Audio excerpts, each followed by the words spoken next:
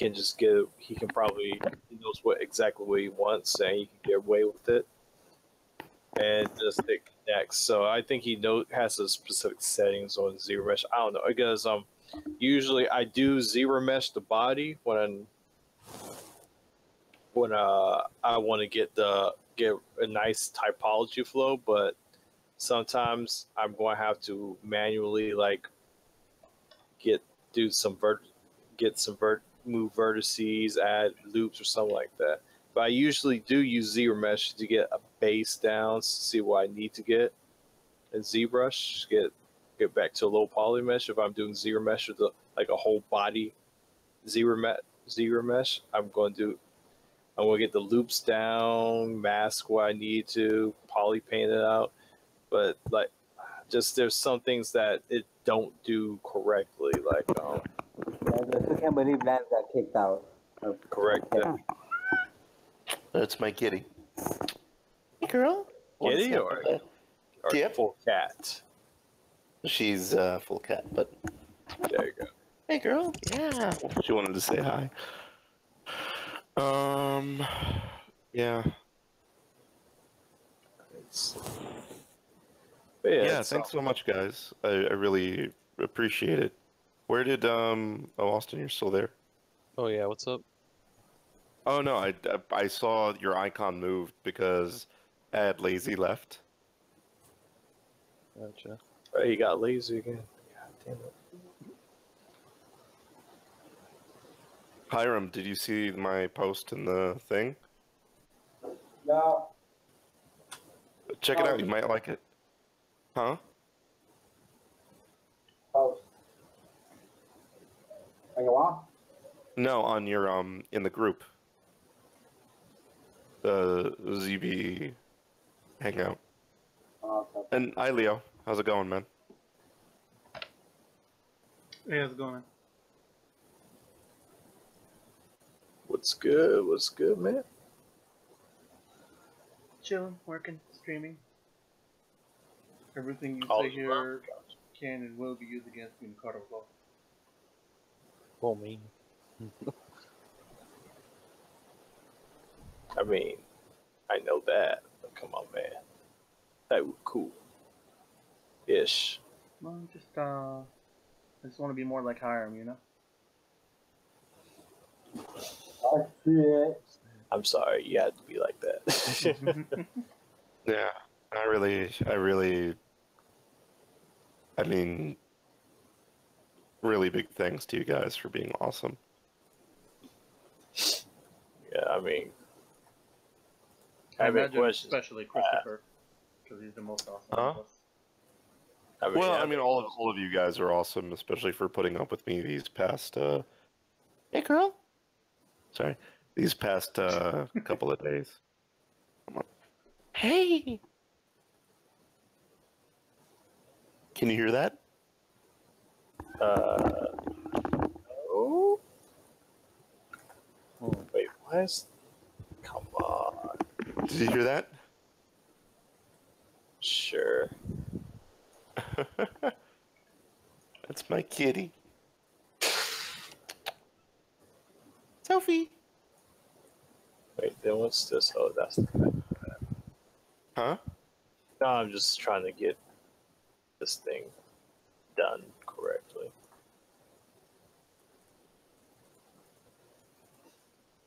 I hear you.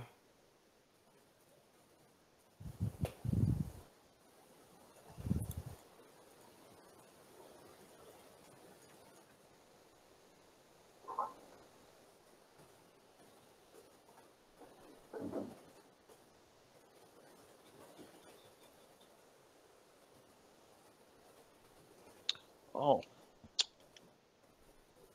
I'm trying to find some good references for high poly type stuff that would be like for the ornate type stuff, because I usually don't see that a lot on high poly stuff, is stuff that gets like that super ornate armor detail. You mean for your character's chest piece or for my character? Yeah, for yours, because like I said, I don't do that kind of thing, and I have a basic understanding of how you would go about it, but not like, you know, super into that kind of stuff.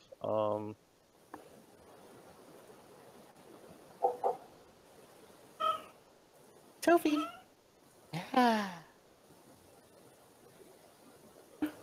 Here comes my cat to the rescue to cheer up my day. Can't be mad at you, girl. Here we go. Cat base. Here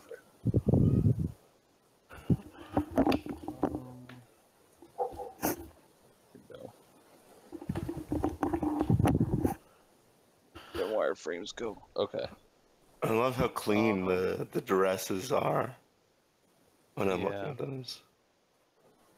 Yeah. So I think this is what I would imagine it would be pretty similar to where, you know, if you hit 3 on this level of detail right here, that it wouldn't look like crazy different from the sculpt. Notice the tries on the neck. Am I correct in saying that they probably sewed that head on? That's a very good possibility, and I think at the base of the neck, especially, most of the deformations happening in this general area. It's a very good possibility. I mean, there's most likely what they did was they retoppled the head, then retoppled the body, and then stitched it through. Unless they are really amazing with ZRemesher, because it's a possibility. But yeah, I think this isn't like against the law or anything like that. It's just, yeah, that's just one way of doing it. I would say if I was doing it that way, where I was doing the body and the head separately, I would try to find a good point to be at here. So like, I would probably do the body first, and then I'd know to hit that with the neck, and that way I'm like, as soon as I'm ending the neck when I'm doing my retop with the head, I'll know exactly where I need to hit in order to get that tube to kind of be down there. Now for the ZRemesh body, is there a way to make sure that it ZRemeshes symmetrically? I think if you have symmetry on it, ZRemeshes symmetrically. Or yeah, if you have symmetry on anything, it should. Like every time I've ever done it. In fact, because like usually when you do it and you have symmetry on, it'll replace the non-symmetrical parts. If you hit ZRemesh with symmetry on. That's in my experience. And then obviously there's things like her eyebrows and some of the finer details in this cupcake and the hair that are just better handled in whether you're using a displacement map or normal Cupcake? map. Where's the cupcake? It's over the high poly or just in the low poly? Oh, that cupcake. Okay. Yeah. Whereas when she did this model, she didn't super duper crease all these edges like crazy, but it's enough to where you're getting the general form, and then these smaller creases that were done in the sculpt can be, looks like she just used a normal. So I noticed there's a pole on the face. Wait, when I'm retoppling the armor, should I try and avoid poles, or are there certain places where I can put them? Like what would be? Because I also noticed that it's over there by the joint of the shoulder, in that same view that you were at. There's a pole there. Oh, right there. I mean, you're gonna get them no matter what. You can't get like you're not gonna be able to avoid five sided stars at all. Especially if you're doing a character, because there's no way. But that doesn't. No, sorry to interrupt. Yeah, it shouldn't. As long as it doesn't affect. It's not affecting this loop right here, because this is where the joint would be. And the neck doesn't start until like right here. So yeah, as long as you're hitting in between those. I mean, there's plenty of references for topology out there. Game res topology though, we do pulls everywhere, and it's just a freaking mess. But as long as the rigger says, yeah, I can work with this. Just like, okay. Sometimes I wonder how they can work with that. the well, that also brings up the question of if I'm doing armor, does it really matter? Where if there are poles, or is that only a thing where, let's say, if I'm doing an organic thing that needs to move, I just need like to place them maybe where points of articulation meet, Yeah. like where the eye area meets the front muzzle of the face. Yeah. So like, yeah, basically, that's pretty much it. That's the whole idea behind it, right? If you're having like a leather strap going across the shoulder, probably shouldn't have any pulls going like in the main center mass of that leather strap. But if it's like, imagine like if it's completely metal and it's being hard weighted to a certain area, shouldn't have a ton to worry about. I mean, that's how I imagine it. Photoshop. Oh, I just lost it. It's still on my. Okay. Yeah. So my only concern right here would be like her elbow's gonna bend. You want to make sure that the elbow doesn't penetrate too far into the thing. Chances are, what they usually do, 90% of the time, when you got like giant pauldrons like this, is if you have whoever's rigging it is just gonna make a bone for the entire pauldron. That way, when the arm moves and say the arm just shoots right through the pauldron, they're just gonna move the pauldron especially far. These things on the neck might cause some issues. Typically what you'll do, at least in the production pipeline that I work in, is we toss off like a, half of it's decimated, half of it's like not super final topology, no UVs or anything like that. And we pass it off to the rigger first, just to make sure that it's actually going to work. And then they toss it through like a rig with some animations and stuff. And they come back to me and they say, when she turns her head, 90 degrees or something like that, her chin just goes right through this thing. And, if they have the bones or they have the means of pushing it out of the way, they can do that. But like, at least what I do, I don't have that flexibility. So what Gilberto said to me is that you can keep everything as a single piece without problems, and he writes, the tip is to paint solid in different colors to use as ID masks in the Substance Painter. It is easy to paint with different textures. Each area of this jam, he writes J-A-M-B, his English isn't that great, and then he says as if they were really separate pieces. So I have a feeling that for this sort of model, hey girl, hey, sorry, I have a feeling that for this sort of model, this sort of model, we're just going to create the illusion that things are separate pieces, but we can keep it all as one piece. Oh, I'm not sharing my screen. So I sent him a thing, some snapshots of what I was working on with a bunch of different questions. And so here he was showing me like, oh, I could just do the topo like this and then use Substance Painter for like the AO and stuff. But I was really confused by that because I have these ridges in here, and I was wondering, like, shouldn't I, make sure that my topology goes in and out of all the ridges? And then he writes, it's possible when you draw the retopology guide and ZBrush, and then use Z-Remesher. In this way, you get a well-distributed mesh quickly and with good density. A manual reticulation for cinematics only in areas that undergo distortion in animation, for example, the human body, where the loops need to be correct to undergo deformation in the animation. So I think what he's saying is that it's the same as a game-ready mesh, just that the character itself needs to be higher in poly. That's what I'm taking away from this. I'm not sure. I think he's just then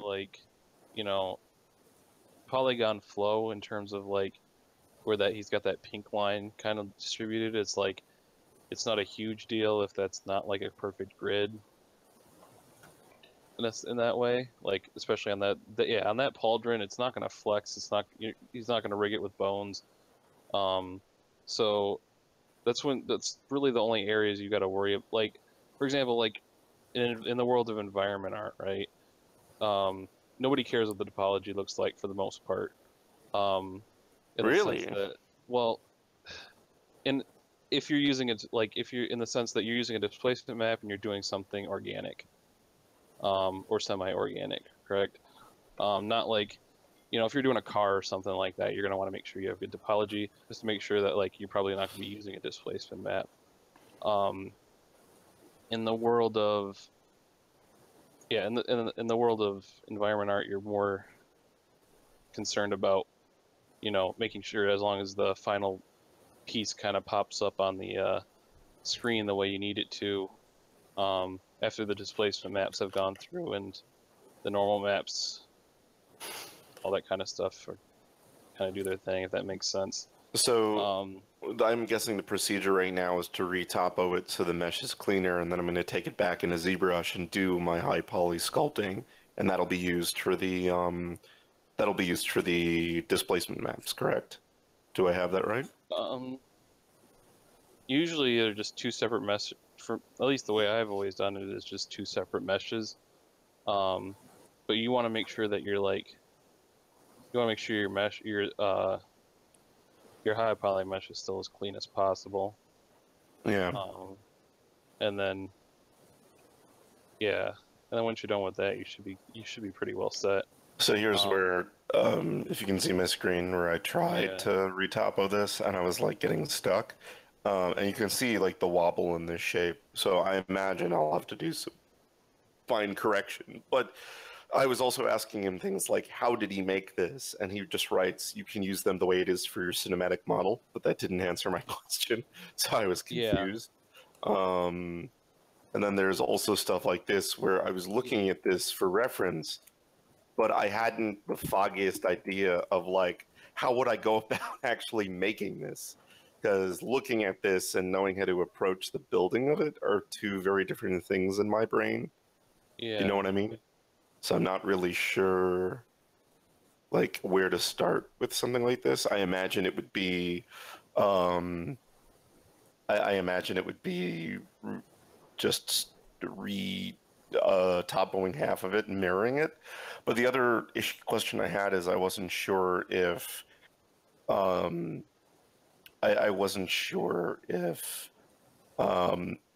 he did sketches for these in ZBrush, because he never shows in the video. Like, he skips over huge portions of content in this mentorship. So we never actually get to see him sculpt these accessories. We just magically get to the point where they appear for the first time and they're perfect topology like this after Mayo retopo. We see him building the little buttons and things like this, but we don't actually see him go through the process of building these plates. And that's where I'm getting stuck, because he showed like retopo. I'm sorry guys, but I gotta go. Just want to say bye. I'll catch you guys maybe later. Oh, no problem. Before you go, Kings, check out the thing I posted in the group. Let me know what you think. I just tried to join the group. I wasn't part of it, so once I join in, I'll check it out. I mean, you were part of the Hangout group, the ZBrush. Not on Facebook. Oh, you weren't? No, just joined in today. I didn't know there was a Facebook group. All right. Well, this is, if you look at my screen for a second, this is just what I said.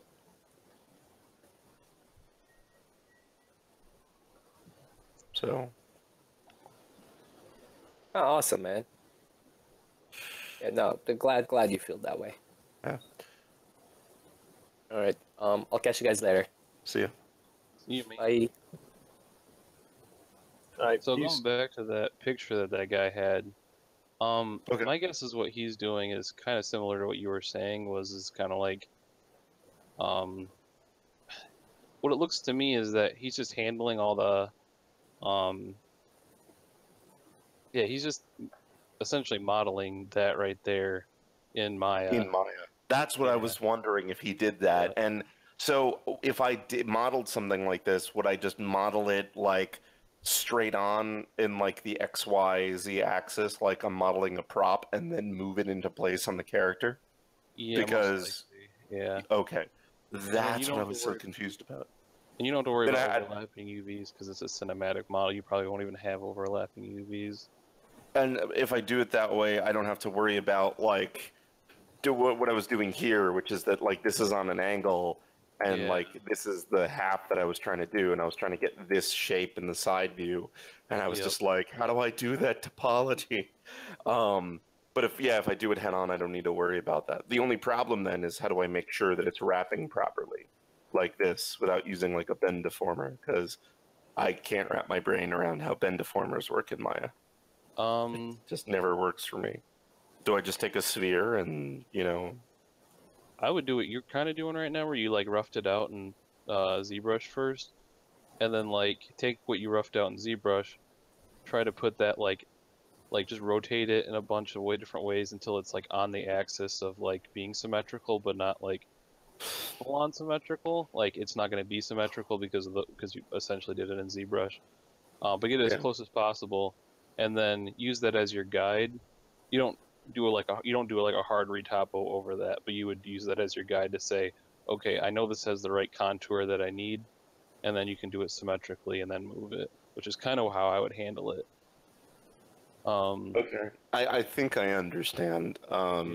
But I'd use that as a guide, but then I would have to. I'd still probably have to get this rounded shape, or would I eyeball it and approximate it, and like do half of it and then mirror You talking about in ZBrush or in in Maya? Like if yeah. if I have the sculpt, because I only need half of it, because what I can do is just model half of it and then mirror it, Yeah. and then fuse the two halves together, and that way it's symmetrical. Yeah. Which I think is what he did here. Yeah.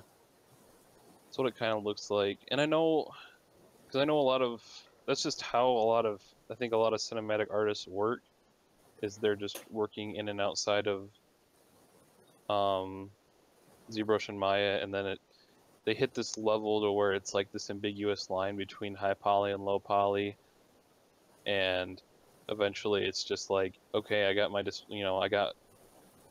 displacement map, so I'm doing it out. And it's like, I think it depends on how the person's working. And I think I would say if you're working on a mentorship with this guy, I would definitely do it the way that he's doing it.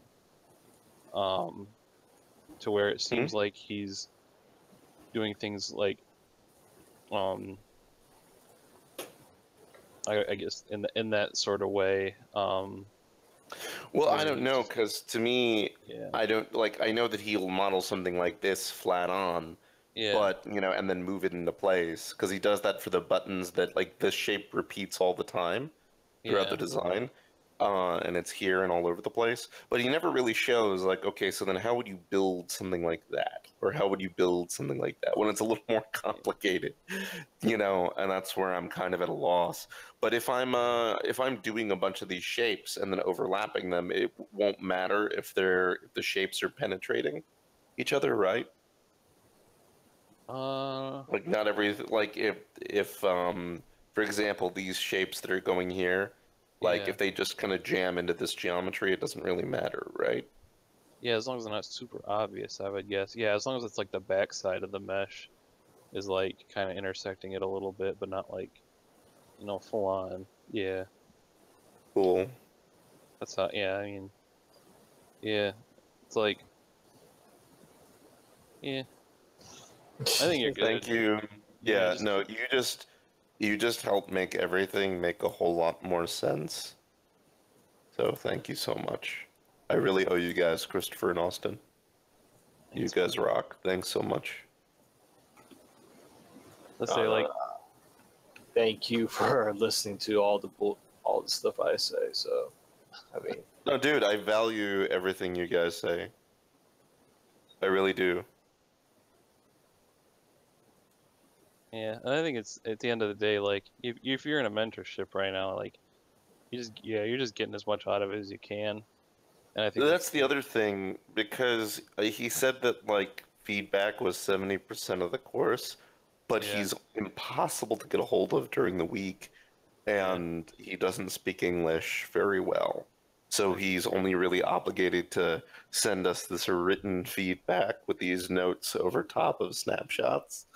And that can be really hit or miss when we're at a point where we're stuck. And that's really a factor of the videos not being comprehensive enough. or skipping over massive portions of information. So, like, for example, he'll show how to retopo something that isn't really reflective of like something like what we're doing, and then he shows how he retopos Vi's bra or whatever it is from Vi from League of Legends, and then he'll skip and show here's how I modeled this itsy bitsy detail on the troll in Maya. But he never actually shows here's how I model the major armor sections that are going to be like 80 to 90% of everything you're doing, you know? And then at the end of the video, it's just all magically done.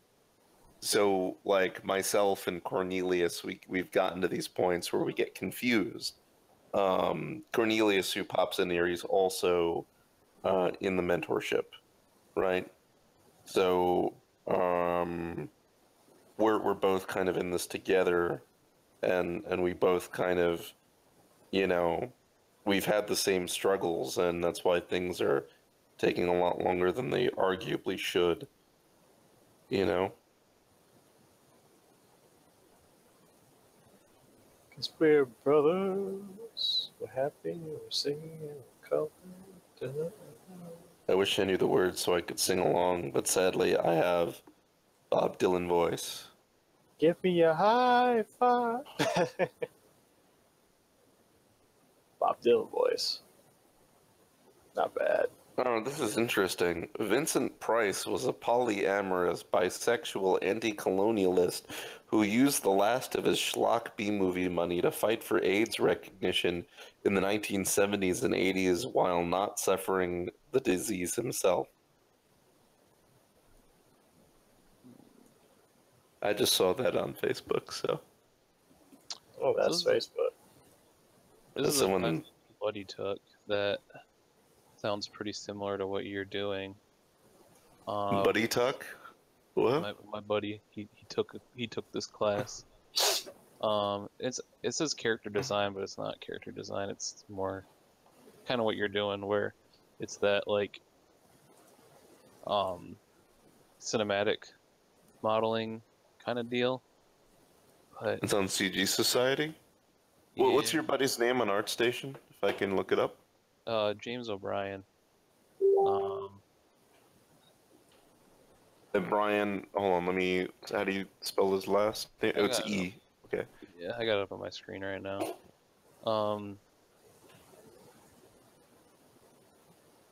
It says Vadim Ignatiev. Is that him? What? Oh no, it's just James O'Brien. There's literally another James O'Brien whose ArtStation is James O'Brien. Like, check this out. It's a different guy. But oh, okay. This thing is, it's just O'Brien 6895. I'm put it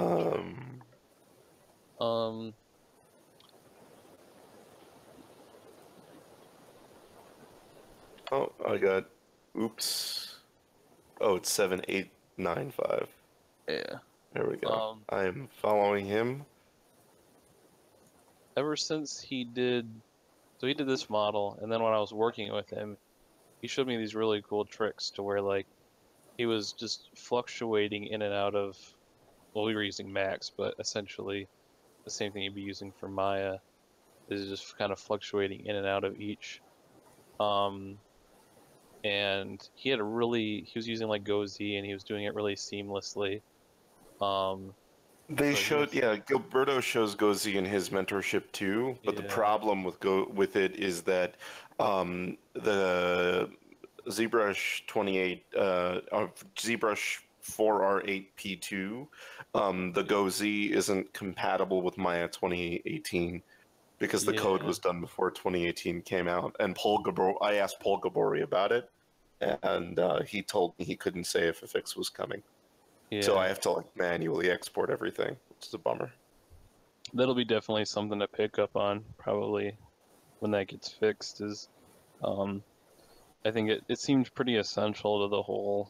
Yeah, because I'm using GoZ. Yeah.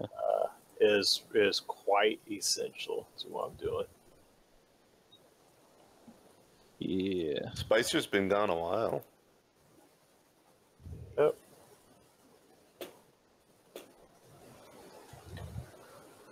He just shuts down when he's unwrapping. It's just I don't know the feel.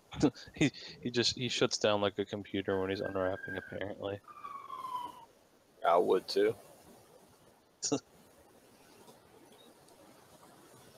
That's the part in the character where you start smashing them back. You're just like, this is.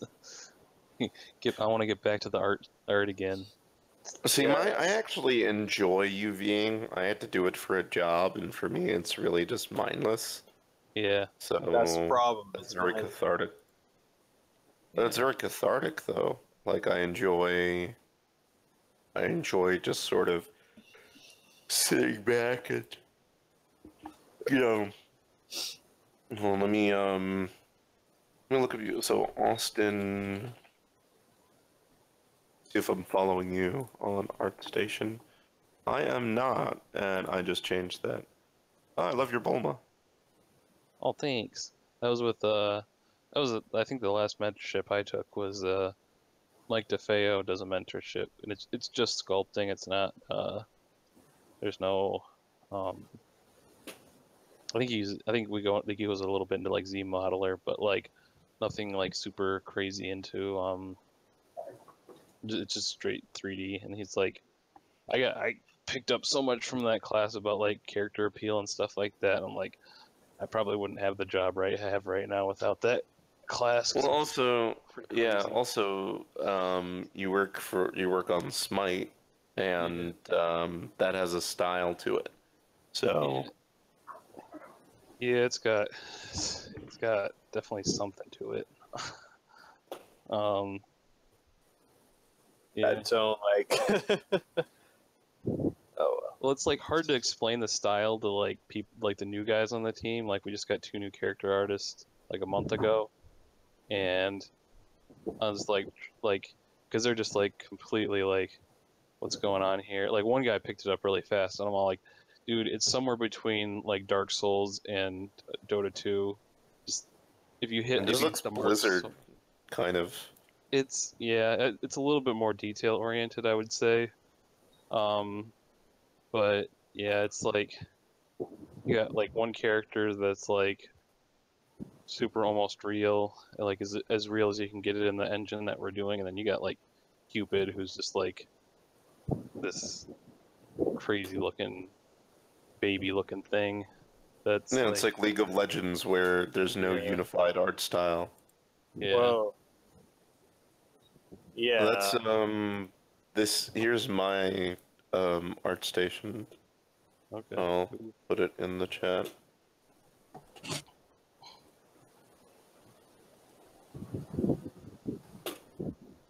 There you go. Nice. And all of that is really old. Like really, really old. The most recent thing in there is a year old. So I guess my question is, because I've seen a couple guys like this where they're moving from the world of like doing 2D and 3D concepts into the world of trying to do like production meshes. Is that just out of like wanting to learn more? Or is it more of like more interested in that kind of direction? It's actually that the nature of our jobs as concept artists is starting to move. Like it's the 3D end of things is beginning to get more and more demanding.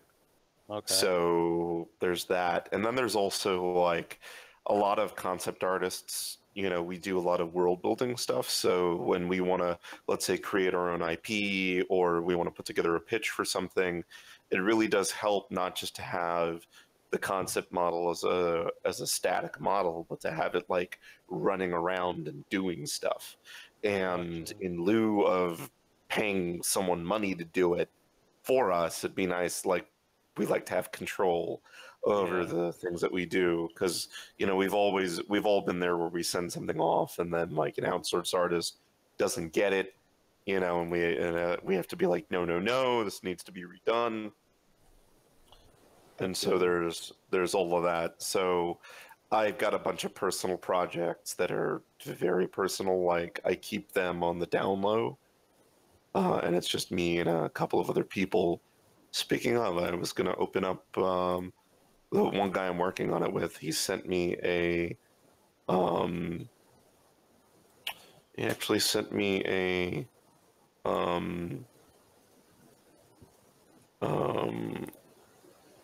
he sent me an OBJ for what we're doing, and I should check it out. The other question I had was on the boots, by the way, like how to go about that. Do I just make, flat meshes for all of the different flaps of things, like whether it's metal or, what have you, or? I take a look, but like, oh gosh. Oh? Yeah, I'm not the right person to ask for that one. I'm thinking of like if it's like a boot with a tongue in it, like. Spicer, are you back? Oh yeah. Oh, we just had a lot of really productive learning going on, and you totally missed it. By the way, now that you're back, I posted something in the Hangout, the ZBHO CG Club. Just take a look real quick.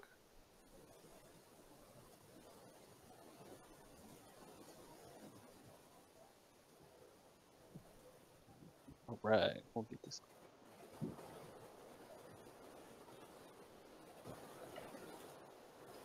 Oh, nice. Yeah. Yeah, I thought that would be a real heartwarming message because I really appreciate it. Like, I know that it's been a little difficult, but I really mean that, I really do appreciate you guys a lot. And thanks for imparting your knowledge onto all of us. It's a lot, and I know it can be overwhelming. The way someone asked me once, how do you know so much shit about a lot of stuff? And I kind of liken it to, when you have a favorite anime franchise or video game franchise, and it's just easy to draw associations between things, and that's how you know so much about it. Like you're in a Batman, right? Oh yeah. So you can name, Batman, several of the Robins, former and current, and what their current roles are, and you can name all of this other shit, like a bunch of Batman villains. That's already a ton of information, right? But it's all interconnected. It's like little clusters of information that connect to other clusters of information, and it forms a bigger cluster of information. And the more tight-knit those clusters are, the easier it is for your brain to bounce between all of them more seamlessly. So, it's just easy to do that. And that's why I'm very knowledgeable about stuff, because, it's just, or why I'm able to retain all of that information. So I never want to seem like, I'm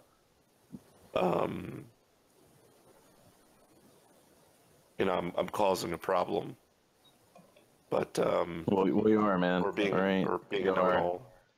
All right, and you are. All right. I'm just joking. But yeah, are you streaming, Leo? Yeah. All right. Cool. That's awesome. Wait, so you've been streaming everything we've covered then? Yes. Is that okay? That is super awesome. Thank you so much. Because I was kind of hoping I could review that. Oh yeah, for sure. I'll give you a lot of information. FYI, FYI, FYI, if you guys want, at any point, I can use the thing. If you guys want to, no, there's no more drama talk or anything. So there's no more drama talk. So Yeah. Yeah. I'm never sure if people. I try to be forthcoming about if I'm recording or not, but sometimes people don't notice that I am or forget. So. Let me. I noticed we're not friends, so on Facebook. So let's make this official and let me add you. do it, buddy. Let's do it. Welcome to the Jewish family. Are you Jewish? Yeah. Run. Oh, nice. As am I. Yeah, I know you mentioned. Run still. Have I? I'm Mexican. Nobody cares, Harm. I just want to get that one. I just want to get out of the way, you know.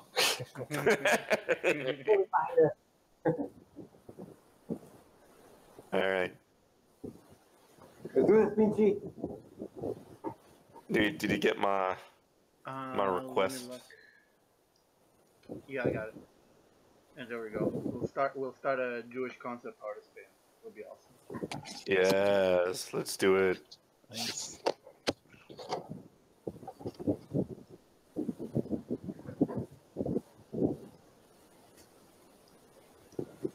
And currently, I'm streaming on my page. Let me drop the link here. It's facebook.com/thunderstormart. I'm gonna type it all around. Facebook.com/thunders. And Austin, I'm sure I'll have a ton more questions for you as well because I'm normally not into like, you know, the super young female characters or the super stylized ones. Like, it's not really my personal thing. However, what I love about what you're doing, not only do I love the way you paint the eyes, but I also love how you have these nice soft forms. And with me, like, even if I'm trying to stylize something, I have this tendency to like overemphasize all of the shapes in the face because, you know, I know the structural anatomy of the face and I start defaulting to that, and that winds up making my female characters very masculine. So I like the way that you're able to capture that smoothness. I think that's really, really cool. Thanks, man.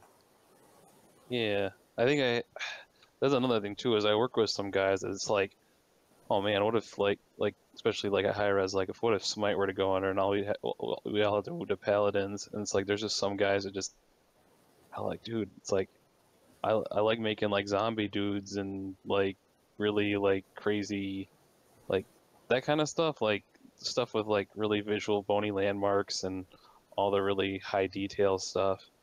And yeah, like I can definitely see, like, you know, there's something to be respected in that. For me, it's like, man, it's like I know what I'm doing is I have to take the anatomy knowledge and take it back a step kind of thing, but like pushing it to the next level to where those bony landmarks actually like there's solid detail and stuff like that. I can respect that. That's really good stuff. Well, for me, it's weird because I actually like stylized work more than I like the realistic stuff. Yeah. And it's just that I wish I were better at stylized stuff. It's just because of the way that I learned, it's easier for me to just it's easier for me to make Lonnie left. And hi, Adam.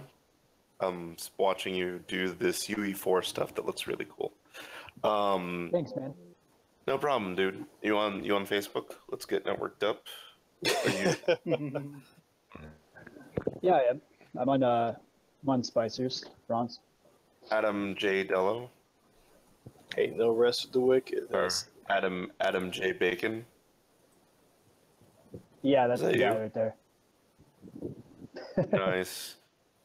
I might have some Unreal questions for you once I'm ready for that. But Yeah, sure, man. yeah, dude. Yay, we are networked. I was just mesmerized by what Adam was doing. I apologize, Austin. I'm like my cats, where I see something shiny out of the corner of my eye, and I'm just like, oh man, you know, I need to go touch the shiny thing. Yeah. Leo will probably appreciate me saying that I am the living stereotype of a penny pinching Jew. I will literally go like, "Ooh, shiny," and I have literally interrupted conversation so I could run across the room to pick up a nickel that I saw on the floor. Yeah, go I ahead. just walked back. Perpetuate it. I walked. Good job. I know. I just walked back over in shame, and I'm like, oh, Thanks. such a Jew. um, but yeah, I can't help what I am.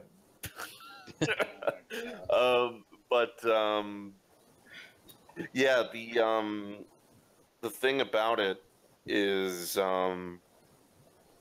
I really like stylized work, and I like the energy it has. The way I learned anatomy was always with the whole thing of you have to learn all the rules before you can break them. Yeah. So I was very into like Bern Hogarth. You know, when I was in college, everything was Bern Hogarth and what was the other guy's name? The guy who did the Human Machine. Was it Bridgman or no? Somebody. Yes, Bridgman. Exactly.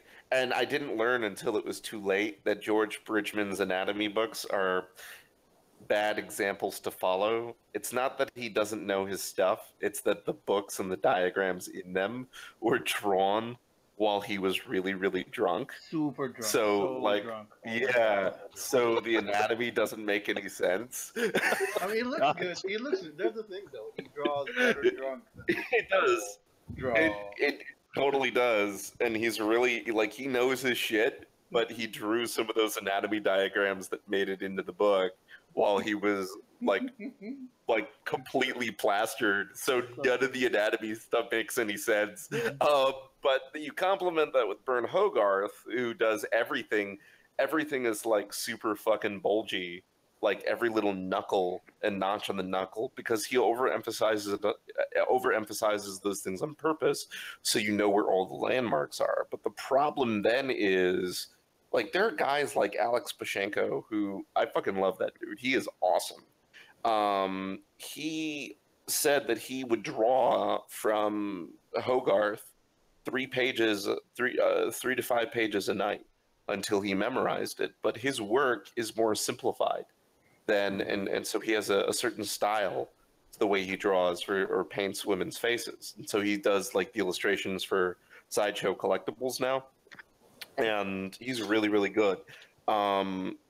I admire his work, but he has that energy to what he does. And for me, it's like, I love stylized stuff because it just has that energy and movement. But part of me, like, I don't think I'd ever take a Steven Silver class, not because I don't think he knows his stuff. He's awesome, right? And I've heard great things about his course, and I know people who've taken it, and they rock, right? I love their work. The problem, though, is it's me, where I still have, like, Bridgman and Hogarth in the back of my head and, like, a knowledge of medical anatomy, to the point where that keeps getting in the way of my ability to just stylize things and do things that are more simplified or exaggerated. So that's why, like, I do realism because that's just what naturally comes out of me. But I wish I could do the stuff that you do, Austin. And so I'm envious of you, and I respect that a lot. You know? I'm envious in a good way. Like, I think what you do is awesome, and I wish I could do that. So it's not so much that I like realistic characters. And the weird thing is, it's a bigger burden on me, that because I have to put in more effort to, like, resolve every little design decision and make sure that every little detail, every little scratch is, like, taken care of. Whereas the concept artists who do stylized work, they can omit a lot of that detail and just go with something that has the general essence of what it is they're trying to achieve. Yeah. Right. So there's a greater pressure on everybody. So we are here. We are Awesome. We are muted. We are awesome. Spank bank. There you go. You're Oh, live, ladies and gentlemen. that transition. We've been live, man. I was doing was praising Jesus. praising Austin for how awesome he is, Oh, thank you, man. and I wish I was more like him. You guys are all awesome. I want to be like him when I grow up. I know, right? I want to be tall too. Seeing But Austin's yeah, work just makes me rethink my life's choices. All three of them. No, I think you can. All three of them. Yep. As you said, that Adam just like moved his UE4. There was like, what was it, like a Big Mac commercial or something? Oh yeah. It's Just that, oh shit! Oh my God. on my second screen, it hides the program like, so I have to like minimize it because I'm not gonna fight the fucking screen, right? So yeah, so some of the stuff in the background kind of shows through. You guys probably thought I was porn, didn't you? I mean, you won't be Well, the the first pointer person. is not actually. See, when you're a concept artist, here's what you do: you put all your porn in the reference folder, and you put Gotcha. all of your like, you know, porn Don't give it away, artists. Yeah, all Craig Mullins paintings. Who can't You get take bread? all all the Craig Mullins paintings, and you put them in the porn folder. Oh, for sure, yeah. Yeah, that's how we roll. I don't have a Yeah. phone folder, I only Song. have reference. Just all the Jamie Jones, all the Jamie Jones paintings go in the jerk off folder, and all of the big titty ladies, all that goes into the reference folder. Hey man, Does you know?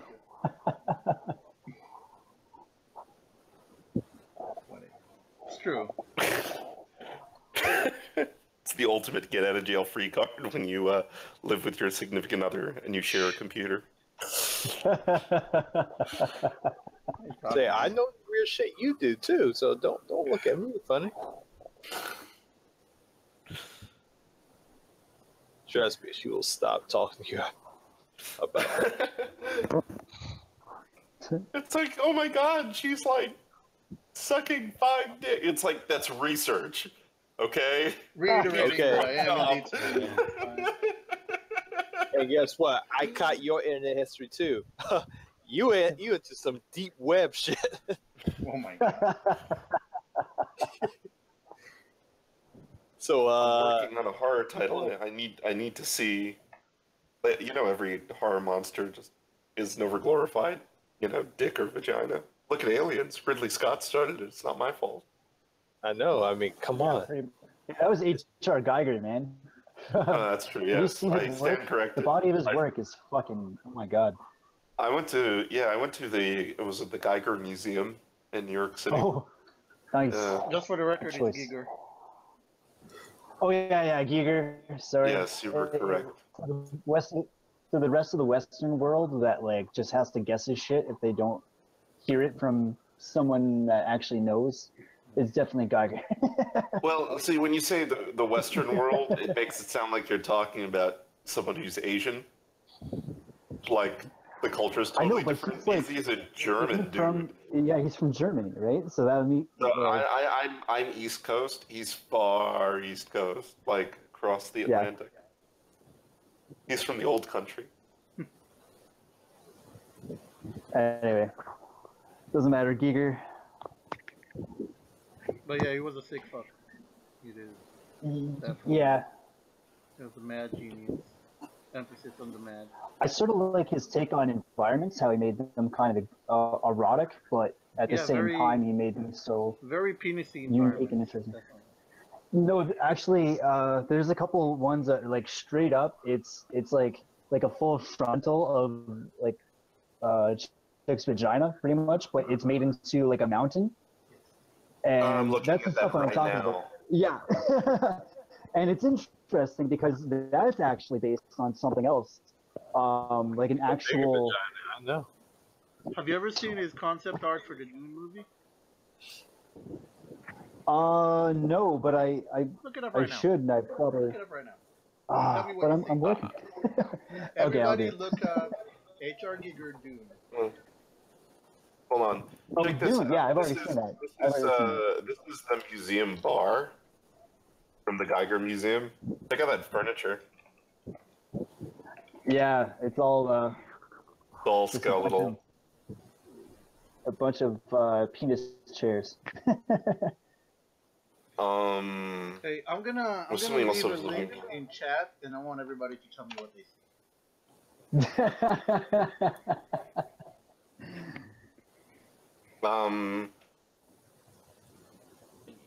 Oh, it's the regular dune worm. I actually like how it has those other teeth on the outside. Right. What is it That's eating? really cool.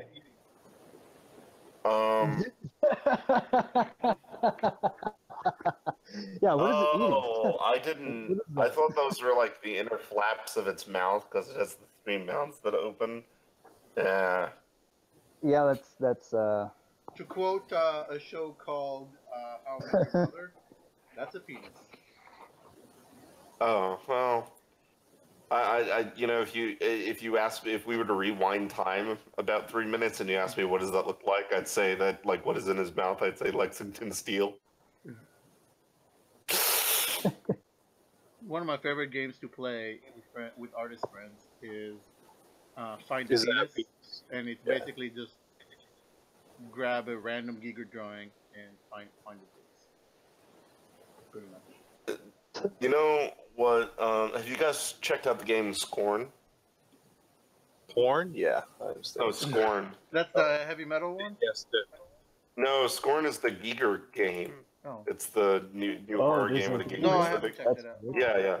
Here, I'll post a link in the chat I to the did see announcement it. trailer. I did see It's the trailer. really cool. Yeah, he felt it. I liked it. Like all the weapons are Giger inspired. Like they first came out with this trailer when I was working at Yeah, Aaron it's this Sim, horror so I was like game, surrounded right? by all the I was surrounded by all the creature guys geeking out over this stuff, Oh, and I man. was like, He looks so good, dude. yeah. There's something that's really hard though when you work in a game like this as a concept artist, and that is like especially if you do a lot of creature stuff.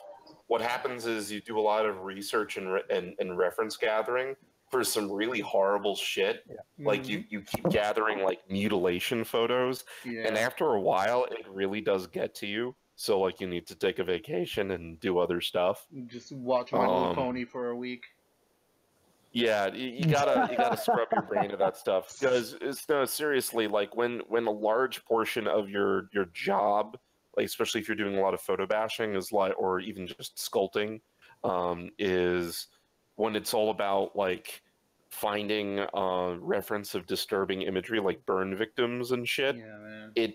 It does take a psychological toll on you after a while, and it's just like because that becomes your world for a bit. Yeah. And that just affects you mentally. So you gotta. That's something that I'm not looking towards because in my own world, like I'm creating a lot of. I mean, if you look at the shit I'm doing right now, I mean, this is still the pretty light stuff because I'm still staying within the human form and like known shapes and stuff and parts. But you know, like this is a faction of mutants, and eventually I know I'm gonna have to get into more disturbing stuff. So Yeah. I'm not looking forward to that. That's it's another thing as well. That's just kind of that's I'm just watching this again for the first time in like a year. Holy shit! You guys are all making me feel sociopathic, man. I have no problem at all watching those or like seeing like crazy fucked up shit like that on a daily. I don't know. Maybe it's because I grew up with horror film, and like I've really seen a lot of crazy shit. No, So- it's one thing. It's one thing to like see it a lot, you know, especially if you're into horror. But like when you have to actively go searching for things, to the point where it's like your web history is like looking up really. That's why you use incognito. You don't use. It's not that. It's the fact it's in your brain, though. That's the problem. Oh God. The issue isn't like your browser history itself, but it's more just like try doing that for a year, like where you're spending like a couple hours a day trying to find out like where to look for disturbing shit, and that'll eventually I'm that guy take that its toll. literally will eat a burger while watching open heart surgery. I've literally done this. And I don't as know, you're saying man. open heart surgery, I'm looking at this. There was a giant heart that literally popped up on the Scorn thing. Oh, really? Yeah. So this is. I don't know if you guys are watching it, but Man, if you that look at video is my, wicked, by the way. Thanks for sharing that. I'm definitely gonna let me look go into back this a bit. and see. So this is like Giger's sketchbook, the game. Yeah, pretty Yeah, good. yeah, I have that going right now on my thing. And we turn Sketch right, Quest there it game, is. Oh my There it is. god. There's your giant heart. That yeah. So your timing was really spot on. Weird. And I had to. So how do you prevent I- that from getting to you? You just like bounce around, like, do something really pretty, and then go back to the disturbing. You do have to detox from it. I think it's important to like do something else for a bit, or even not like do other kinds of agree. art, but literally just take a break from art. And I think in general, whether it's you're dealing with that kind of subject matter or not, Vitaly Bulgarov offered some really, really great advice where he was talking about how he freelances for a bit and then he'll go on like sabbatical for a few months where he'll do nothing but try and learn new things, you know, and then he'll return to work and work on stuff and try and apply that. So that's why so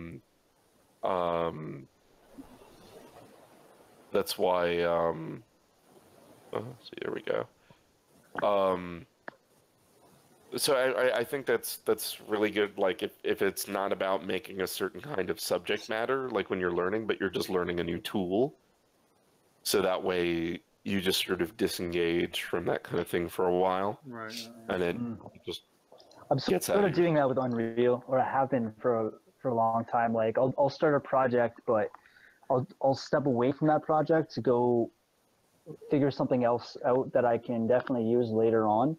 It's just, yeah, I get that way about, like, if I'm focusing on one aspect and I'm not getting anywhere, and I need to reinvigorate myself, remotivate myself, be enthusiastic about the environment I'm working in again. Otherwise, I just get burnt out, and I'm no use to anything at that point. I just don't want to even look at it.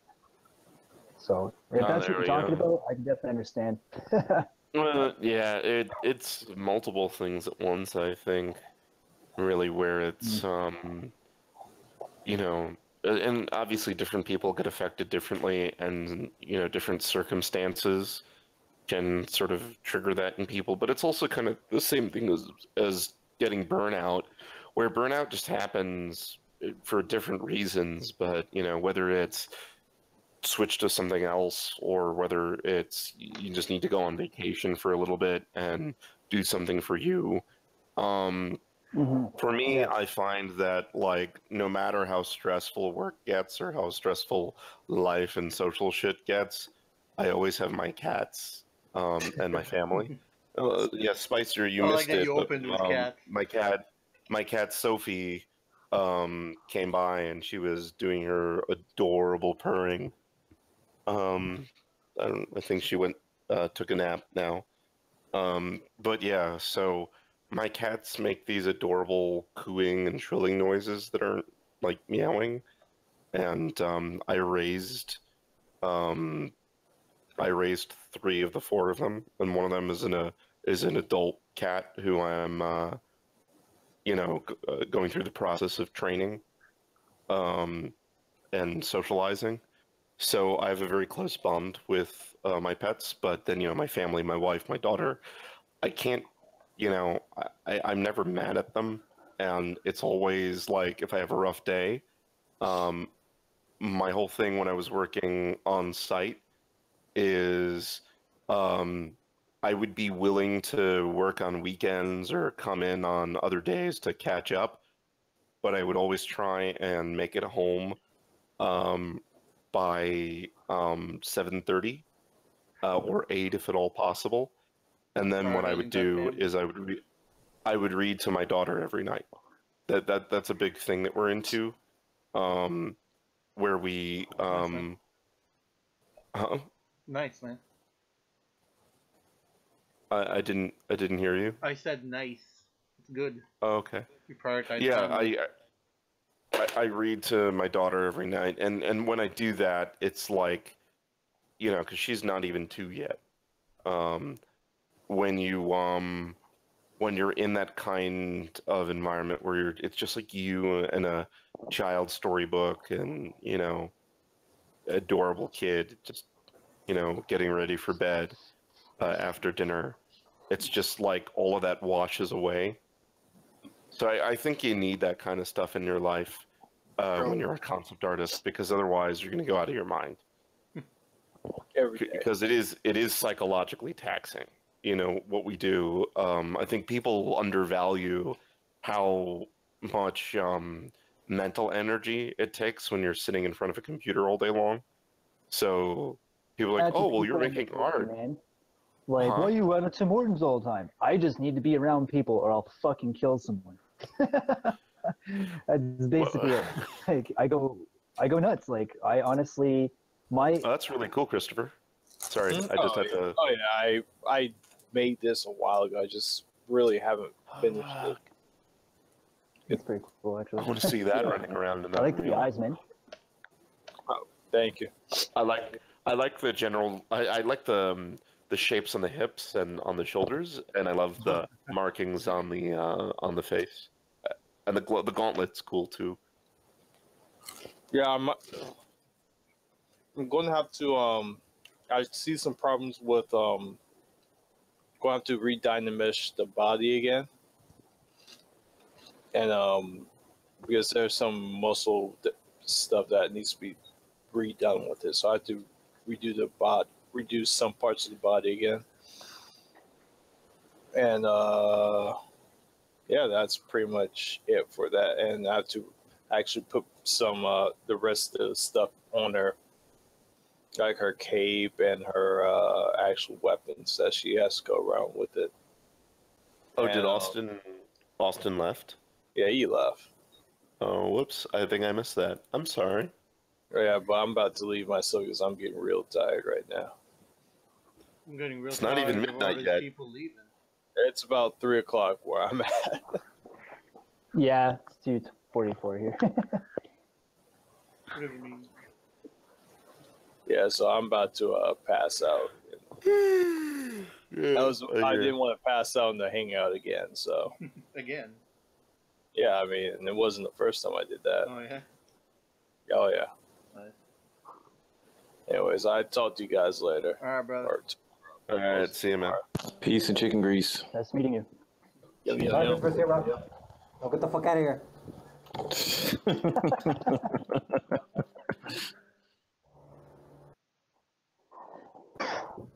I like when they ragdoll. Awesome.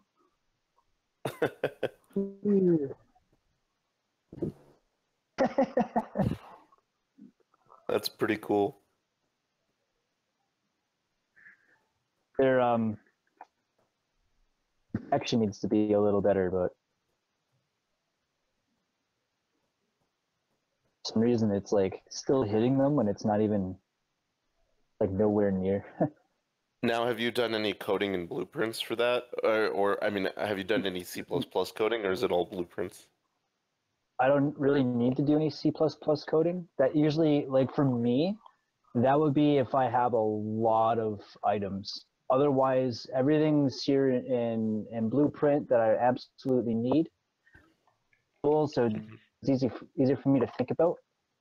Being an artist first, man, like it's weird coming into this, being doing the programmer hat. At first, I wasn't bad at it at all. Like, I even still have some trouble with the vector math, but like it becomes easier because you can visualize it, you can see it. When you're doing it in C++, you have to really like remember what you read and have that sort of that memory, you know, for things that you read instead of a visual memory that this does or works with. I'm trying to learn C++ now. It hit the books in 2018, but I really just want to kind of flex my Blueprint arm for now. If you really want to learn C++ or any program language, there's an app Solo that you can learn? get Are on you your gonna say solo smartphone. learn? You solo learn, right? Is it so? I use Is it Solo Solo Learn. Learn? I don't know. I use it Yep. for Yes, it is. it's an It app is on my Solo. phone, and I straight up just like anytime I'm on a bus or just sitting around, I'll just load it up. It's great, man. It walks you right through it, and you have And to you physically get tests. Yeah. before you can move on to the next section. So if you have to learn it in order to move on. Like that's the thing. You can't just read a book and like just yeah, I know it. No, you have to actually Take the test. Yeah. yeah, exactly. There are like so for anyone who's listening in the stream, we are streaming, right, Hiram? Yeah. For anyone who's listening in the stream, if you want to get into C++ or if you're into Unity, if you want to learn C#, there's an app that you can get on your phone called Solo Learn. It's now an all-in-one app, but it used to be separate apps where you just search for like learn C++. And it's basically it walks you through like the basics in an organized lesson plan, and it's just on your phone, and then you can basically study it. And then there's like an end of lesson exam that you have to take, and you have to pass that before you move forward. So it's pretty cool. When I was working in a VFX house and doing a lot of UVing, like all the guys that were around me were like Gnomon students who were really big on like programming and doing C# for Unity. And we were bouncing around this idea to do this project in Unreal 4, and that's where I was introduced to the program because one of them is like, oh yeah, if you want to get into this stuff, that it has all the program languages you want to learn. So it's a really great learning resource, and I highly recommend you guys check it out. So yeah, I have unfortunately not really had the time to go through it on my phone, but I'm sure Adam can speak to it. It's actually it has everything in sections that it kind of follows almost like a timeline. You have to do each section or like the blocks of each section. You gain points, and then you can kind of skip certain things if you already know certain groups, but you can't go too far ahead. It doesn't allow you to do that. You have to do the main parts, and you can finally get up to the very end of it. Once you get up to the very end, you should know all the major aspects of it. So I've already finished it up with Python and C, and they walk you through everything you need to know, from for loops to arrays, structures, all the basic shit too. But I'd say like the for loop stuff, that's when it starts getting a little hairy, especially with C++. You get into a lot of like memory address stuff too. Like it gets pretty intense. It's very this is everything that you need to know. Yeah, so pro tip, get Solo Learn on your phone. And it's great like if you ride like the subway or the metro or the bus to work or whatever, and you need some way to pass the time, I usually just plug in my headphones and listen to music, but if you have this app on your phone, it's a great opportunity to spend the time to learn while you're in commute to and from work. It's a good way to pass the time if you're flying somewhere, and then you can apply the stuff into Unreal 4 or Unity or whatever you want to do. And I'm a concept artist, but I even have Unreal 4 on my computer, and it's something that concept artists are starting to get into and learn more about. So even if you're a concept guy, I do highly recommend learning at least one program language. And the cool thing about learning program languages is that a lot of them are very, very similar. It's just maybe the symbols and the syntax is slightly different, but they're very, very similar to one another.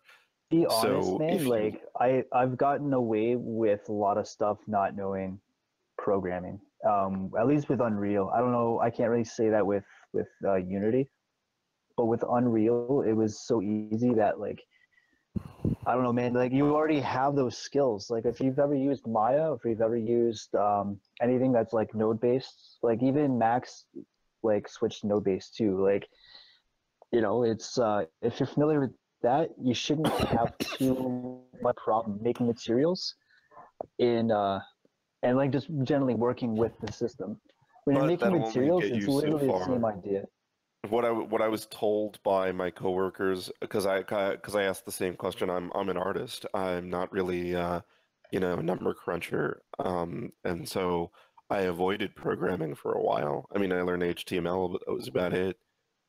And he and my coworkers told me that like blueprints will only get you there to a point, and then you really do need to complement it eventually with a knowledge of C++. We're talking about Unreal. Unity doesn't have the same kind of node-based system, so you really do need to, or from what I understand, so you really do need There to. actually is, man. Does it? Oh well, it's a plugin, so it's for free. You have to kind of look for it on the marketplace, but I'm pretty sure it's for free. But it's there. It's like a Unreal version of a Unity plugin. So it Okay. does everything you can do in Blueprint. Obviously, there's going to be a lot of changes, a lot of things that just don't transfer over, or some additional things you don't have access to in Unreal, but you have access to in Unity, and it's pretty decent. I haven't used it myself. I should really definitely look into it because there's a lot of job offers and a lot of different people looking for guys. They're looking for dudes that know Unity, but I know Blueprint.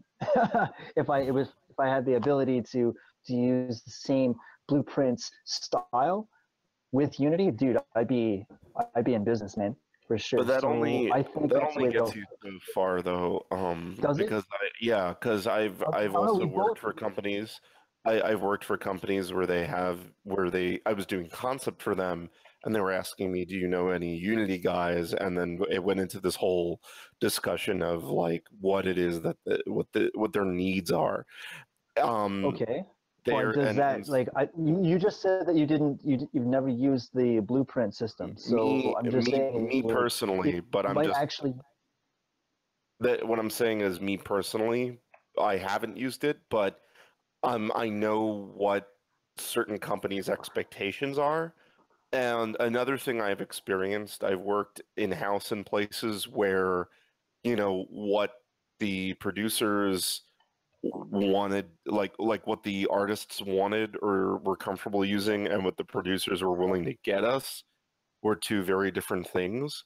And even if things were free, they wanted us all sort of using the same stuff along a streamlined pipeline. I'm gonna go find it right now, and we're gonna settle this. No. I believe you. I believe you. I'm not saying. No, I just need to I'm not. find this out for myself, man. I'm gonna go nuts if I don't. So it depends on from company to company, but I would just say that you might be able to find a job situation where it works for you and you can get by doing that. But obviously, if you are competing against someone who really knows C# or a Unity thing, like they're probably going to prefer that over you. But that's where I also say that if you want to charge more on the business end of being a concept artist when you're doing your contract negotiations, is the more you can do and the more you can offer, they don't have to hire someone else, which makes it easier on their PR departments and the paperwork and the legal departments to process shit. So if they can hire you to do the job that they normally have to hire 3 people to do, and you can do that work, what are they for? So I would... you're a dad too? Mm-hmm. Nice. If you are, the more valuable you can make yourself, the better. So Oh, yeah, for even sure. if you're an artist or a 3D guy or an Unreal guy or Unity guy, I personally, and this is just me speaking from my own experiences, I would highly recommend that you learn at least one program language, and that's where I would Well, I know say, Python, but it's not like Python's not really a game language, right? So C++ yeah, yeah, would be C++ or C something Sharp. that I had to learn Language. Python in college. We programmed these little robots to do these things. that's where it's at, man. Like I have a breadboard just chilling here. I have a Raspberry Pi. Like I'm right into Nice, it, man. man. I want to make with 3D printing too. Like that's where it's at. I could just quickly make a chassis for something cool. Like I want to make the Rick and Morty robot, the Pass the Butter robot. That'd be fucking amazing. It doesn't even look that hard. It looks like just four-stepper motors controlling like it's some some tread wheels and things like that, and motors for the hip and the arms. That's it. Yeah. Oh man, if anyone who's listened to me talk on these streams before is listening, if you thought I was nerdy before, I was in grad school, in undergrad. I was a double major in English literature and cognitive and behavioral neuroscience, and I was at one What? point shooting for a computer science minor, but I fucking hate math, and I needed this one course, so I wound up taking this. It was a robotics class where we were Okay. programming these little blue robots with these wheels, like the two wheels, Yep. in Python, and we had to get these chips that you would put into them, and they had these cameras on them, and we were doing computations to get them to look at things, and then like Did you get that process the edge detection and shit. Yeah. Oh man, but that was painful. I hated that class, and Edge so detection is kind of is tricky, man, but it's fun if like I don't know, I can't properly do it, but I don't know, it's fun when you can pull it off. I live right next to a college, so I get to nice. like just chum it up with a lot of like the different dudes like working in all different stuff like photonics, robotics, and things like that. And you get they all want to show you what's what they're learning and things like that, and it gets nutty, man. It's great. So to, here comes my kitty. Hey, girl. But yeah. So I bet you pop by the I don't know if they have a computer or tech store like a lot of campuses do. You probably get all those student discounted we don't, prices. unfortunately. Oh, We sort of do actually. We sort of do, but you need to be a student, I believe. It's okay. for the electronics lab, and then because I remember this chick that I was dating, she worked there, but it was like specifically for if you needed parts for your project, like in your class, like that's basically where you go. But I think I could probably swing a deal, like back to college and just getting my piece of paper for game development. But like, I don't know. Yeah, my undergrad had its own zip code. Like the entire campus was in its own zip code, so they had an on-site postal center, and then they also had like the IT store where you could literally walk in and buy like an external hard drive at a discounted price. And I'm dating myself because I was in college. I was a freshman more than a decade ago, so I'm fucking old. I'm gonna be 30 soon. And by the way, me saying that is just the fear settling in of I'm getting old. You know, Dude, like, my I don't sense of even want mortality. to go back to college because I'm too fucking old. Like, I'm like, you know what? You gotta pull a Rodney Dangerfield. You gotta pull a Rodney Dangerfield. We were like, "Hey, everybody, we're gonna get laid," or we're all gonna get laid. Just come out of like just the side of the camera. Yeah. Oh my god. Respect. Oh, may that man rest in peace. But yeah, so when I was in college and they had us doing the robotics class, we had tasks like we had to get our robot to like do a little dance. You know, it had to make certain beeps, and then we had one where we had to make it navigate through a maze. Like we would just take these wooden blocks and just put the blocks together in an orientation, and the robot would have to find its way to the end. So what it would do is it would drive forward, and when its sensor would detect that something is in front of it, because we would have to program the proximity sensor, it would have to like turn left or right and determine whether or not like that was the area that it should go, and like make sure that it didn't turn around and come back the way it came. You know, so it had to find its way through the maze, or like it would have to turn like and rotate, and then it would have to make a decision. So we had to do all of that shit, and I hated that class partly because the teacher was always late and he wasn't very good. So I at the time I was going for a computer science minor that wound up never happening. But I hear that. yeah, Python. Yeah, but Python is like if you want to go into like mechanical engineering and that kind of programming, that's what you learn that for. Java It's fun if you're into it. version, but like Python is like if you this is your first, it is the best programming language to learn. I think, in my personal opinion, it's a high-level language. You have access to all sorts of fun things. Typing commands. You don't really have to do like this extravagant fucking, parentheses inside of nested. Just straight up, you put your variable equal whatever, you print whatever, boom. Oh man, You can make it like super complex, obviously, with arrays and for loops. But if you will just want simple functioning, man. I remember because I also took an HTML class when I was in college, and that class kind of stuck with me because we actually had a really good teacher, but it was like 3 weeks before the end of the semester, our professor actually committed suicide, which wasn't fun. Yeah, but that was around the time I think HTML4 and CCS2 were like brand new, and we were learning all of that stuff, and it was we were learning HTML and JavaScript and CCS, and it was like, oh man. But yeah, if you HTML, I'm sure some computer dorks will be like, well, HTML is a programming language, it's a markup language.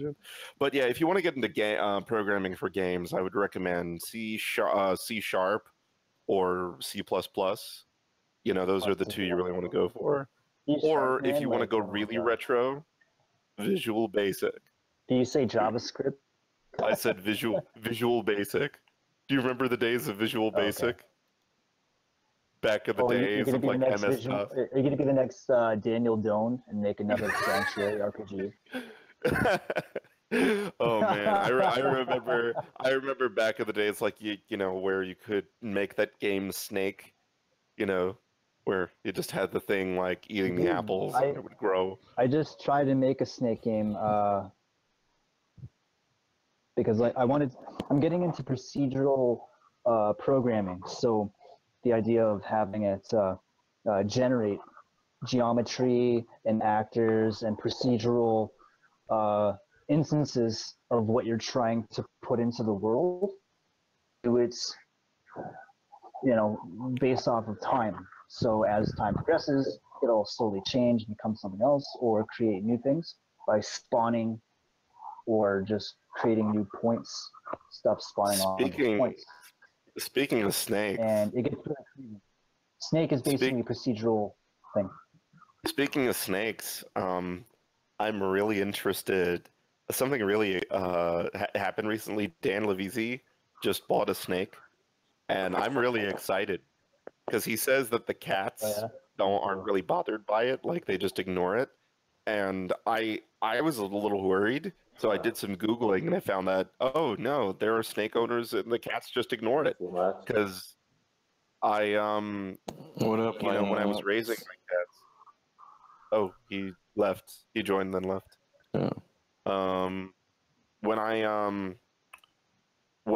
I was raising my cats and I didn't want them to do something, I would hiss at them, and it's a way to tell cats like, no, don't go there, or else, because that's what a mama cat does, and the hiss simulates the sound of a snake. So I was always under the impression that cats were afraid of or hostile to snakes, but apparently in domestic situations they just don't care. So now Dan Levisi has a snake, and I'm really excited. I think it's really, like, I'm afraid of snakes personally, but I just think the idea that he has a snake, it sounds really cool. And I know people who have snakes and cats, and they just get along. And it's just fascinating to me. So I'm really excited to see how that pans out. I wonder how big it's going to get, though. Because he has an albino snake, which looks really pretty. Remember when I was telling you, Spicer, about the alligator, the albino alligator, Mm-hmm. and like maybe spotlighting that as texture or something on the Joker Robin that you had? Like his snake is that kind of texture as well, but it has this beautiful sort of rainbow sheen to it. It's actually really pretty to look at, but it's got these beady red eyes. I don't know. I was reading posts online where people are like, yeah, I just hold my hands out with the snake slithering really quickly through my hands and the cats don't even notice. And I was just like, really? Wow, that's kind of cool. So, yeah, I'm really interested to see. I wonder what he's going to name her, because I think it's a girl, from what he said. So I'm just really excited to see how that pans out. But yeah, no, sorry, that was a tangent. We went from Snake the game to actual. Well, we went from Snake. Snakes. We were talking about the game Snake. So you're talking about some dude's snake that I have no idea who you're talking about. He's a big name artist in the art community. He posted on Facebook that the other day he brought home a snake, and I was just like, so we went from virtual snakes to real snakes. That was the connection. It just popped into my head. Sorry if I lost you there. Just a bit. I'm actually more lost with this fucking particle here. I have to wait till the things are compiled to actually see what's being created here. I'm trying to make mechanic so I can charge up like my shot. I'm basically trying to make Mega Man mechanics right now. Here's a question for you. Mechanic and charge mechanic. And then, have you ever considered making these particle effects in? Have you ever considered making? Oh, have you ever considered making these particle effects in Houdini, and then bringing them into UE4? I don't want to because I don't have Houdini. Okay. Because I heard from people that was. I've heard from people that if you want to get certain effects like explosions and particles, it's actually you get a better result if you make it in Houdini and then bring it into UE4. It depends on what it is. There's certain things that you can get a good effect with. But... I know Houdini you can do like impacts a lot better. You combine it with Rayfire. Rayfire will like simulate the fractures, and then you can combine that. I guess like Houdini does a lot of like the plume and like when the particles kind of have the turbulent motions that pluming smoke can produce. And I think that's where it's strong suit. Anything that creates tides, pluming, like really pillowy types of smoke. Anything that has turbulence. Because this program can handle fountains, sprays, kind of radial explosions, like basic trajectory stuff. But when it comes to turbulent motions, you really need to spend some time with it. Here's a question for you. Just like a quick button and it's done. Here's a question for you on that front. If it can handle all of those, there's also the question of, is it economical to do in a game pipeline where you could theoretically make it if it were a PC exclusive game and your audience, your consumer base had powerful computers. But with console games, there's typically a ceiling that you hit pretty quickly. So would there at times be executive decisions where you would choose not to do that, even if it would give you a better result because of memory constraints? When it comes to like all those other I believe there's a way to also have LOD. Like when you put in your level of detail, you can enable your particles based off the level of detail. So in your settings, when you can set like texture quality and things like that, it should also trigger like level of detail settings based off of what your user's computer is based off of. So if your user can't generate certain explosions, you would have it maybe like a different particle, or just not, or make like your end user has to have DirectX 11 or DirectX 12. There's games out there like that, and like that is because of those particles, because of like the next level shit that's available to them. But I'm also saying, like, let's say if you knew that you were releasing the game as like a Nintendo Switch exclusive, where you wouldn't have like the options menu like in a PC game where people can turn their anti-aliasing on and off, you wouldn't even go down that road in the first place. You just use whatever can handle. If you can make Houdini create really low costing kind of particle explosions, then I would highly recommend to do that instead, or just like use them sparingly. I wouldn't like have it shoot, explode. I don't know. There's got to be a limit. I'm sure there's a way to kind of manage that, but that's a good question. I'm glad you asked. It would be based off of what's really needed. Honestly, like if it's like a one-time thing. I wasn't just asking for me. I was asking for them, the people watching. Obviously, right? The little people. Do we even have people watching, or is it just us in the room? I have no idea. This is probably going to go on YouTube or something later, or what have you. But okay. I'm pretty sure that they'd like to know, because we do know a couple of things. First off, being that, or we know three things mainly. Number one is that the Nintendo Switch does support Unreal 4. And Unreal 4 has actually released updates to that's what the newer ones. I think 4.18 or 4.17, somewhere around there, they started doing it. And then the second thing is that we know that 16, and I can't actually do that. So we also know, number two, is that Western companies are now starting to work on Nintendo's first-party IPs.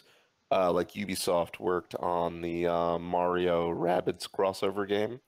So because of that, people who are part of Western companies who might be developing for the Switch and listening to this or thinking about it, it's just food for thought. And the third thing, which is... Okay. I just wanted to include, just because we're probably going to roll over this one, 4.16 does support Switch. So if you're using 4.16, you can export to Switch. But I'm pretty sure, just like anything else, like PlayStation or Xbox, you're gonna have to, sign up the developer, and they kind of pick and choose what goes on. It's not just like, you jump into like a green light thing, and then they kind of, move you forward if the community likes it. No, they can drop the hammer if they want. Well, what I'm saying is, for that second point, was more for if you're part of a company that is already working for Nintendo, and you're just thinking before you start development, like, how are you going to go about these things? Because it's just a less powerful platform, so there are steps that you would skip that you might normally actually consider, and if you're developing it more cross-platform. But the third thing that I wanted to bring up, I don't know, man, because they're getting a lot of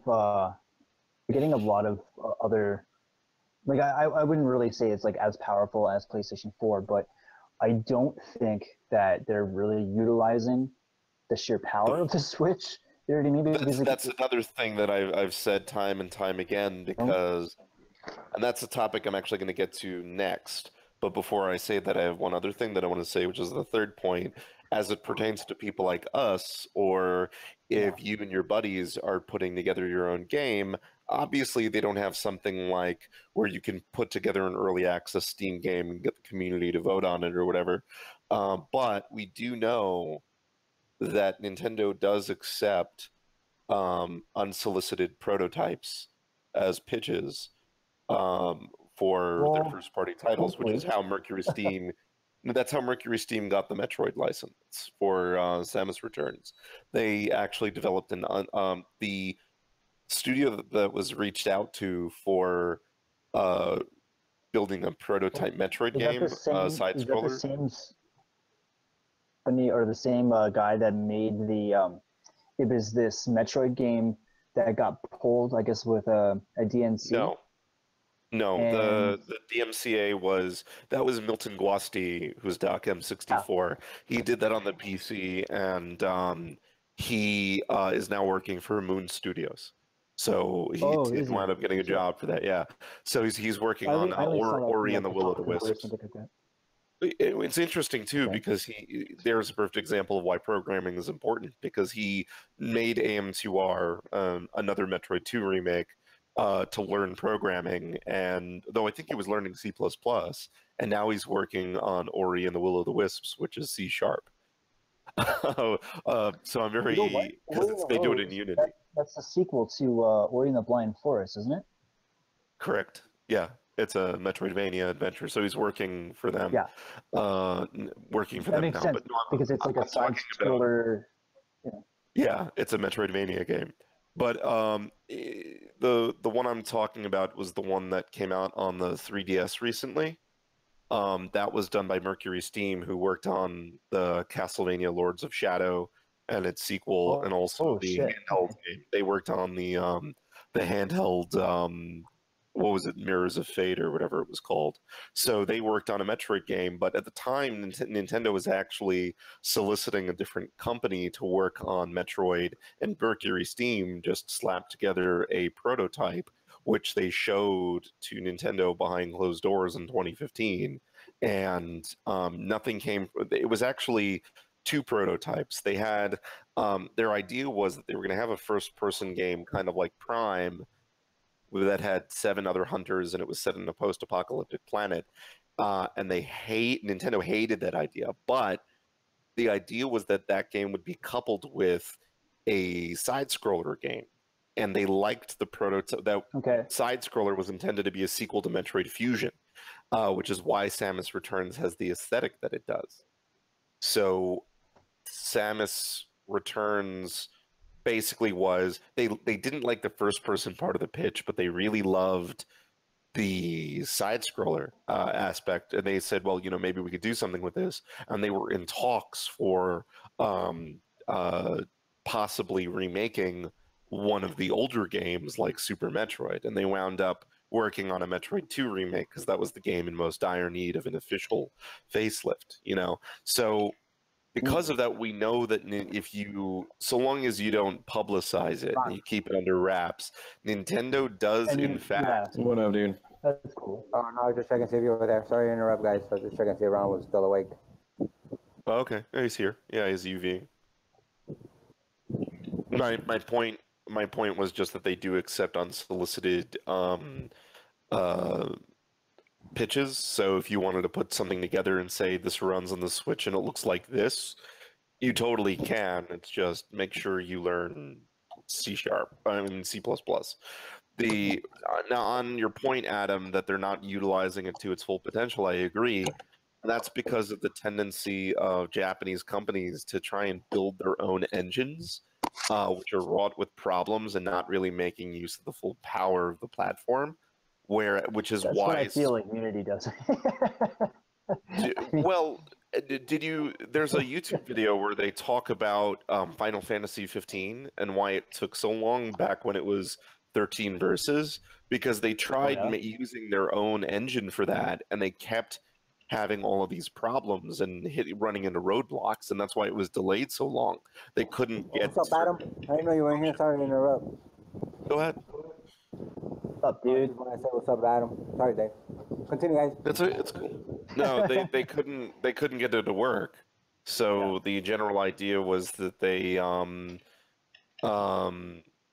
eventually, after they released the game and they were working on the Final Fantasy VII remake, they went, "Fuck it, we're going to use Unreal 4 because it's just easier to work with." You know what? And it really does come down to that one saying: if I can see farther than most, it's because I stand on the shoulders of giants. Yeah, exactly. There's also the problem where, like, you have these game companies. Hey, what's going on, man? What's up, Montreal? Everything's good, man. If you have like EA has like Frostbite, and you have all these companies that have their own engines, but they use that engine for everything. That's like their in-house thing. Nintendo builds a brand new engine for each and every game that they put out. And the problem is that when they are coming out with games that have no more than like a 2 or 2.5 year development cycle, which was the case for their games for the past few console generations, you can't have a development cycle that's that long and suck up a massive amount of time just building an engine and then work on the game. You're not really having enough time for a quality experience. So that's why it's just easier to use something like UE4, build your stuff in that, get a sense of how these engines work. But in the video where they were showing the making of Final Fantasy 15, they were also showing their computers, and these guys are modeling these characters in XSI.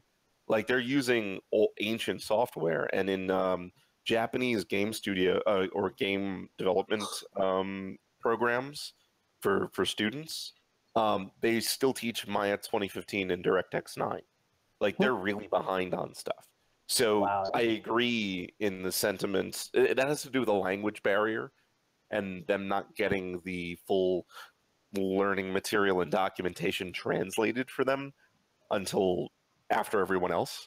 So they're actually behind the curve on that stuff. But I think with UE4's documentation is all caught up now. But it's just that a lot of these companies have very ancient ways of doing things, which is why a lot of these Japanese titles, like I had up earlier on my screen, like the new Fist of the North Star game, and it looked like a PS3 title, but it's for the PS4. And that's why these things look the way they do. It's purely a thing of them being behind. So I agree with you that they're probably not utilizing the Switch to its fullest potential, and yes, and it's a so shame. Honestly, if you want to develop the Switch using Unreal and then you have access to certain things, I would honestly just make it so that in your settings, hi guys, just have the ability to really go down. Hey, what's up, Lance? Hi. Hey. Lance. What's going on, dude? Nothing, man. How's it going, Adam? It goes, man. It's a long time. No talk. Yeah. You're having a good time in halfway across the world, pretty much. I am having a good time, you know.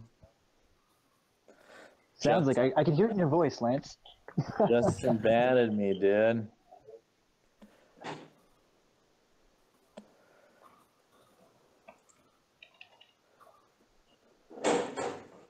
So what are you gonna do about it, Lance?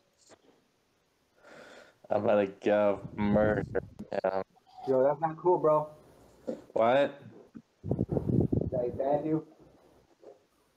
Yeah, I know he banned me, Harley. What the fuck, dude? That is not cool, dude. Not cool at all. I was with that group for since day one, dude. That's fucked up, bro. Oh yeah, what happened to you? Fucking you got booted from that, eh? Yeah, I got banned. Sucks.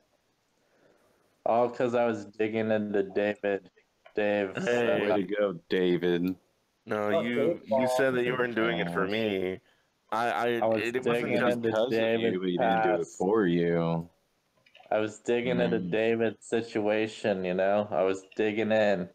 well, it wasn't even just me. It was other It people was too. all you. But It's time for you to take responsibility for this, okay? It's actually looking pretty cool, Leo. Oh, I thanks, like buddy. that. That's looking cool. You gonna sculpt it? I like the change you got going on.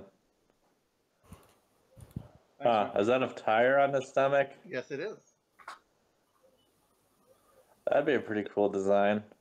oh, is that the retopoed mesh you got there, Spicer? Yeah, I gotta subdivide it one more time, but Hold on. That was giving me some cool super robot vibes. Let me share my screen for a second. Fuck. what have you been doing, Lance? Damn, Lance. I don't know, man. I'm gonna go to office later. What are we gonna What are you do? gonna do? What are you gonna do there, Lance? 10K, Lance. That's where you got your job at, bro. I'm gonna get ready for Monday. I'm gonna get kind of ready for Monday and stuff. Yeah, we're not I might remove that post, not because it's true though, only because I don't want to go deeper into it. Do what you gotta do, man. Yeah, whatever you feel is right, man. Should I remove it? It's up to you, dude. Would you remove it, Hailey? I'll say what gotta be said. You know what I mean? Like, I'll keep it real. If I got something to say, I'll say it. I ain't gonna keep quiet. I respect that. If you don't say nothing, no one's gonna know nothing. No one's gonna hear it. You know what I mean? Maybe it's for the best. You're doing a community service by pointing out the way that guy is, you know? David's just manipulating you, dude. Just manipulating you, man. Just trying to get you to put yourself out there, dude. For me? Yeah, dude. Chill out, man. Chill out. I'm not in jail. Chill I'm being out. supportive. 3, 2, 1, and chill out. Should I remove it, Ron? What are the benefits of keeping it up? Nothing. Okay. There's your answer. Fucking faggot. That's Justin. Okay, I removed it. I removed it. And Dave's gonna be like, no, man, you should keep it up there, dude. You should keep it up there. Yeah, dude. I didn't say anything. Yeah. You should keep it up there, man. You should write that. You should write that. Yeah. Post it up. Yeah, I ain't Everybody posting should it know. anymore. I'm gonna remove it. I'm gonna go under hiding now. You need to fly to LA and go Then he wins, and knock on man. his door and then Beat his apologize ass. to him. Not apologizing to him. I'm gonna beat his ass. No, you're gonna apologize. You can get on your knees here and say, "Please forgive me." I don't get why And that's what you're gonna do. he removed Lance from there. Just like that. I mean, it's Lance. I mean, we all know Lance. Come on. We all know Lance. Come on. Come on. You don't know me that well, Rob. Ooh. You don't know me that well. Who knew that? Want Like, to take him out to dinner, man? code for charging up something would be so Yeah, complex. it's all of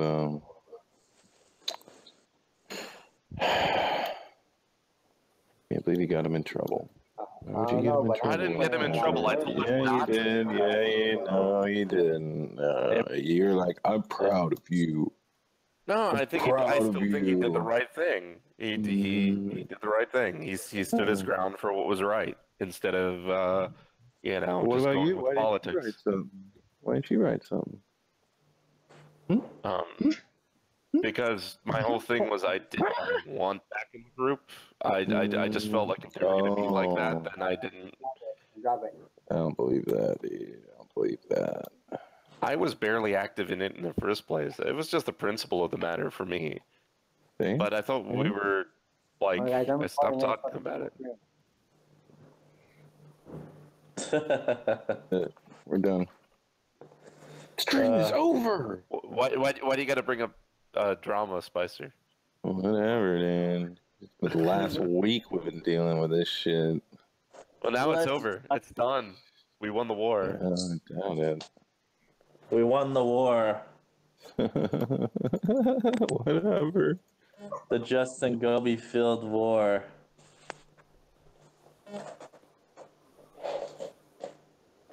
Hey, Spice. Maybe won the battle at most. What? That's what counts. We deal with it one at a time. Spice, check it. We? Lance did it all, dude. Lance is the only one out there. That was Lance the was one the out only there. one out there. Spice. Right, Ron. You're right. No one's on there helping him out, being like, "Hey, Lance, really, publicly like helping him out and taking his back, and like everybody's saying he's doing the right thing, but no one's supporting him doing the right thing, and that's what's really fucked up about the whole fucking thing."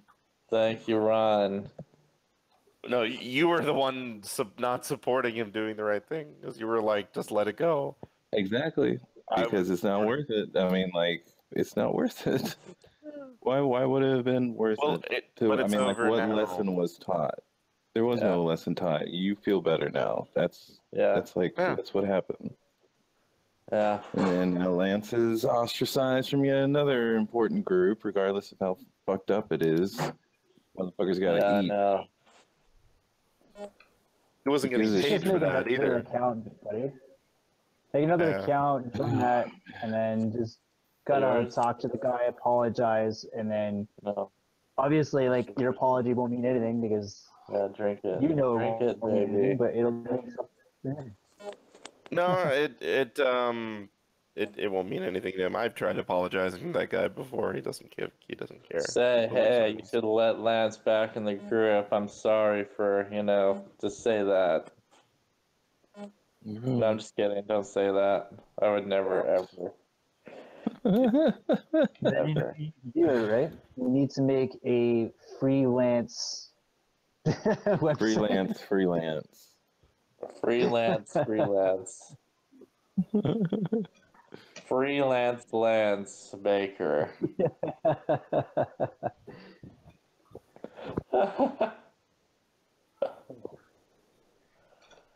Freelance Baker. That's actually a good name for my website, Freelance Baker. Do it. Do it. And play some like Free Willy soundtrack in the background too. Just you standing by that dam with an orca jumping over your head.